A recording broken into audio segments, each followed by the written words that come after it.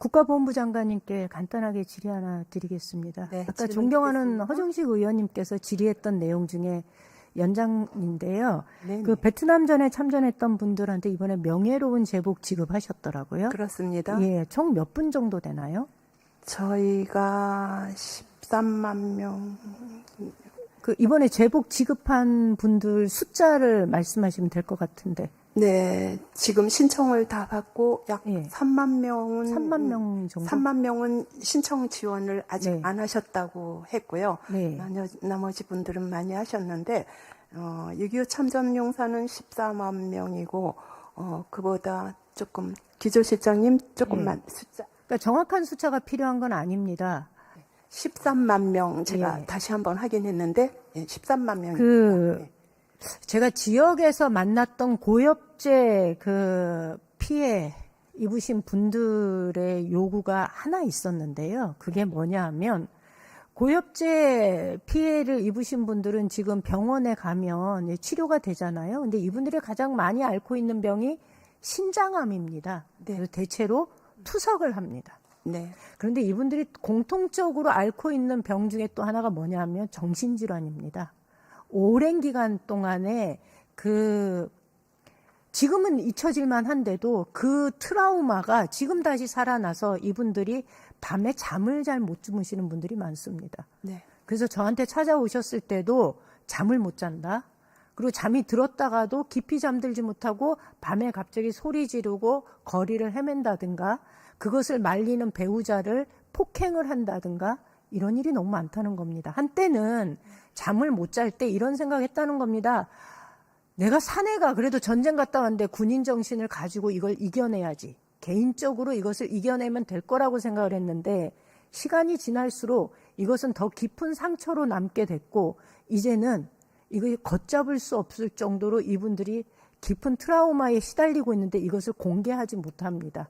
그리고 병원에서도 이것을 제대로 후유증으로 받아주지를 않습니다. 그런데 의외로 이런 분들이 굉장히 많았습니다. 그래서 당시 제가 도의원으로 있을 때 경북도 보훈지청에 가서 이 얘기를 했는데 그저 법에 트라우마에 대한 규정이 없어서 지원을 해줄 수 없다라는 답변을 들었습니다. 그래서 이번에 윤석열 정부에서 그래도 마음 먹고 국가 유공자들에 대해서 제대로 예우하겠다라는 결심을 하셨다면 베트남전에 참전했던 분들의 그 깊은 트라우마에 대해서도 살펴보시고 네. 병원 치료를 받을 수 있도록 좀 폭을 확대해 주셨으면 좋겠습니다. 질문 답 드려도 될까요? 네, 좀 짧게 해주시면 네. 좋겠습니다. 저희가 바로 그 점을 염두에 두면서 정신건강을 위한 트라우마 센터를 저희가 아주 많이 지금 활성화하고 진행하고 있습니다. 조금 더 적극적으로 움직이셔야 될 것 같습니다. 잘 못 가십니다, 이분들이. 네. 거기다가 이틀에 한 번씩 혹은 3일에 한 번씩 대부분이 투석을 하러 다니시는데 예, 그 상황을 보면 정말 눈물이 나올 정도인데 이분들이 자신이 그런 트라우마에 시달리고 있다는 것을 드러내는 것조차도 어려워하시니 이런 분들에 대한 예우는 사실은 대단히 섬세하게 접근해야 된다는 얘기를 좀 드리고 좀 염두에 두셨으면 좋겠습니다. 맞습니다. 모든 중요한 국가적인 것들이 있지만 국가를 위해서 희생을 헌신하신 분들에 대해서 가장 우선적으로 저희가 해야 할 몫이라고 생각합니다. 예. 행안부 장관님, 그 대구 시민들의 오랜 염원이었던 취수원 이전 문제 혹시 알고 계신가요? 잘 모르시나요? 네, 잘 모르고 있습니다. 아이고, 네, 이거 알고 계셔야 되는데. 네, 말씀해 주시겠습니까? 22년 4월 4일 날요, 지방선거를 앞두고, 이 국무조정실, 환경부, 대구시장, 경북도지사, 구미시장, 수자원공사가 모여서 세종시에 모여갖고 합의를 한 게 있습니다.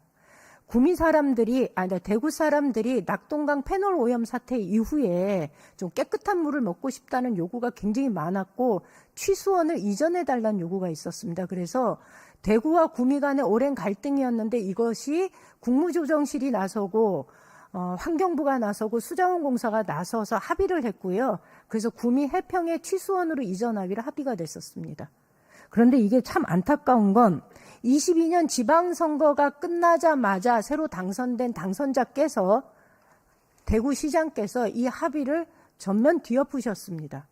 그래서 취수원 구미로 옮기기로 했던 취수원 이전을 안동으로 옮기겠다라고 얘기를 하면서 이것은 지금 현재 답보 상태입니다. 제가 이 문제를 얘기하려고 하는 것이 아니라 정부 기관이 중재하고 합의한 사안인데 이런 경우에 행안부는 어떤 역할을 하느냐에 대해서 제가 궁금해서 질의를 드립니다. 근데 지금 장관께서 이 사실을 모르고 계시니 네. 그런데 제가 확인해 보니까요.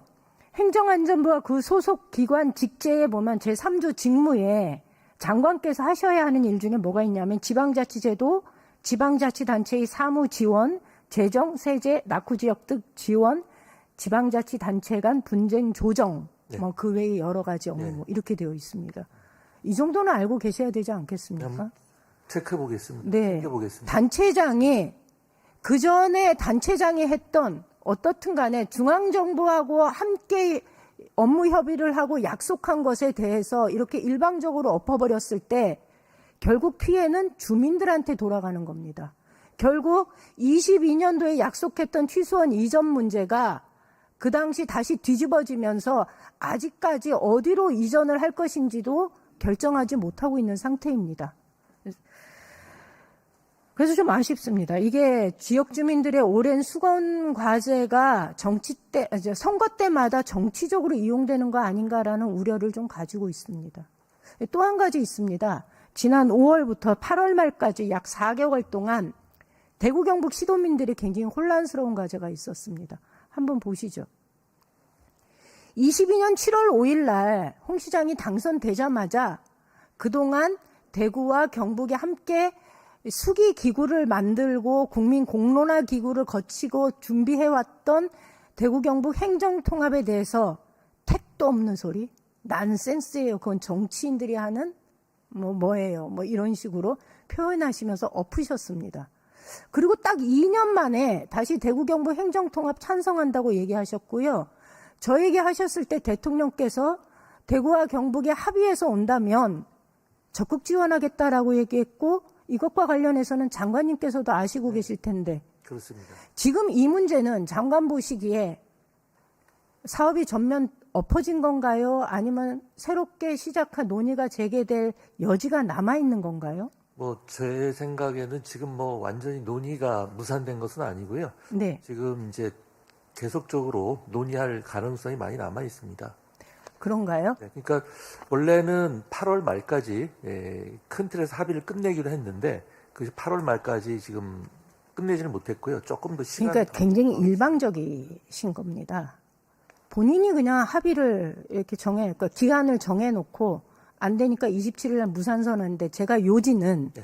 홍 시장님의 행정 스타일을 이야기하려고 하는 것이 아니라 행정구역 체제 재편은 국가적인 의제라는 얘기를 드리고 싶어서입니다. 네. 이것은 국가적인 의제이기 때문에 행안부가 어떤 입장에서 이 논의를 끌고 가는 것인가가 대단히 중요한데요.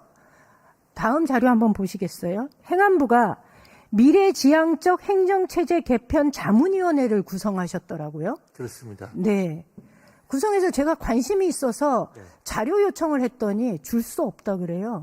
저기 무슨 보완인 사항이 걸려 전혀 있나요? 아니고요. 지금 이제 출범한 지가 몇 달이 안 돼서 제가 알기에 한 5번 회의를 한 네. 걸로 알고 있는데요. 제로 베이스에서 지금은 그야말로 브레인스토밍 과정이기 때문에 그런 단계의 그런 논의 사항을 의원님께 드릴 수가 없어서 그렇고요. 어느 정도 정제가 되면 제일 먼저 제가 드리라고 하겠습니다.